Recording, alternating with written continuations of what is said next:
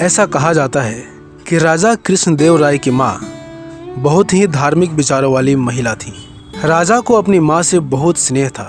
राजा की माँ ने अपने जीवन काल में बहुत सारे दान पुण्य किए और तीर्थ यात्राएं भी की, लेकिन जब वे बीमार हुई तो राजा ने शहर के सर्वश्रेष्ठ चिकित्सक को बुलवाया, परंतु वो उन्हें ठीक नहीं कर पाए। माँ बहुत बूढ़ी हो गई थी, इसलिए उनका शरीर भी उनका साथ नहीं दे रहा था। बीमारी की हालत में भी राजा की माँ को आम खाने का बहुत मन था, अतः उसने राजा से आम खाने की इच्छा प्रकट की।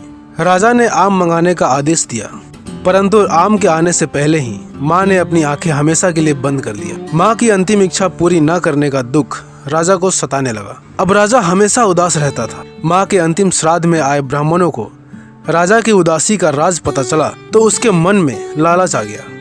उन्होंने राजा से धन प्राप्ति की इच्छा से कहा कि महाराज, आपकी माँ की अंतिम इच्छा आम खाने की थी और उनकी अंतिम इच्छा पूरी नहीं हो पाई। उनकी आत्मा की शांति के लिए यदि कुछ सुनहरे आम ब्राह्मणों को दान में दिए जाए तो यह अच्छा होगा। ब्राह्मणों को आम दान में देने की बात सुनकर राजा को बड़ा अच्छा लगा। उसने आदेश दिया और 10 सोने के आम बनवाए और ब्राह्मणों को दान में दे दिया।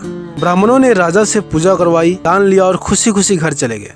वे राजा को ठगने में सफल हो गए थे, परंतु जब तेनालीराम को इस बात का पता चला तो उसे ब्राह्मणों का तर्क जरा भी समझ में नहीं आया। उसने सोचा कि भला ब्राह्मण के हाथ का आम मृत आत्मा को कैसे संतुष्ट कर सकता है। यह जरूर ही ब्राह्मणों ने राजा को ठगने की चाल चली है। मन में तेनालीराम ने ब्राह्मणों को पाठ पढ़ाने का सोचा। कुछ दिनों के बाद तेनालीराम ने ब्राह्मणों को अपने घर पर आमंत्रित किया और उसने कहा, कुछ समय पहले मेरी माँ की मृत्यु हो गई थी। मैं उनकी अंतिम इच्छा पूरी नहीं कर पाया था। उनकी इच्छा थी कि मैं लोहे के गर्म सरिया से उन्हें मारूं, लेकिन मैं ऐसा नहीं कर पाया। अपने दिल में अधूरी इच्छा लिए वह इस दुनिया को छोड़कर चली गई और उनकी अधूरी आत्मा अभी भी असंतुष्ट घूम रही है। राजा की माँ की आत्मा की शांति के लिए जैसे आपने सुनहरे आम दान की बात की थी, उसी तरह मेरी माँ की आत्मा की शांति भी आप ही को करना पड़ेगा। मैं अपनी माँ के लिए लाल गर्म लोहे की सरिया से आप लोगों को मारूंगा, जिससे उनकी आत्मा को शांति मिल जाएगी। सामने ही तेनालीराम का सेवक